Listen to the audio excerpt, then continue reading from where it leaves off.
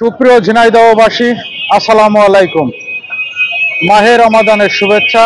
আগামীকাল হতে হয়তো সম্ভাব্য প্রথম রোজা। তো এই প্রথম রোজা উপলক্ষে ঝিনাইদহবাসী সহ সকল দেশবাসীকে, আমার সমস্ত ভিউয়ার্সকে মাহে রমাদানের শুভেচ্ছা জানাচ্ছি।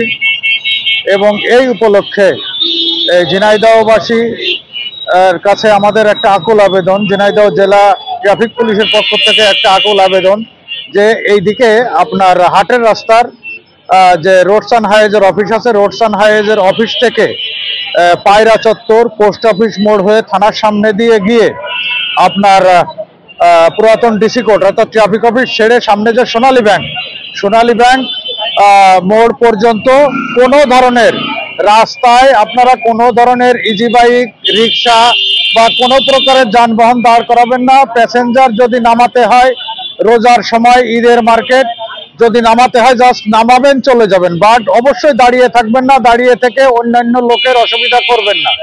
সবাই যাতে নির্বিঘ্নে বাজার করে, মার্কেটিং করে ঘরে ফিরতে পারে, ঠিকমতো রোজা ইফতারি করতে পারে, সেই জন্য কারো কোনো বাধা দিবেন না। অবশ্যই রাস্তায় পার্কিং করবেন না।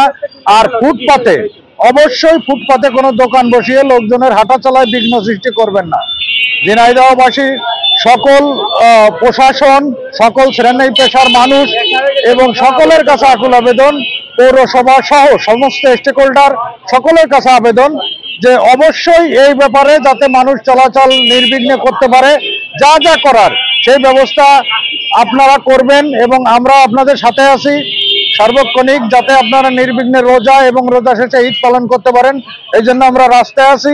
আর যে কোনো প্রকারের সমস্যা আমাদের পুলিশ কন্ট্রোল রুম বা আমাদেরকে জানান, আমরা তাৎক্ষণিক সেখানে ছুটে যাব, অথবা 999 যে কোনো জায়গায় ফোন করতে পারেন। আমরা আপনাদের পাশেই আছি। সবাইকে ট্রাফিক আইন ও সাইন এবং রাস্তায় যাতে যান চলাচলে কোনো বাধাবিঘ্ন না হয়, নির্বিঘ্নে চলাচল করতে পারে, সেই আহ্বান জানিয়ে শুভকামনা সবার জন্য আজকের মতো শেষ করছি। ধন্যবাদ। আসসালামু আলাইকুম।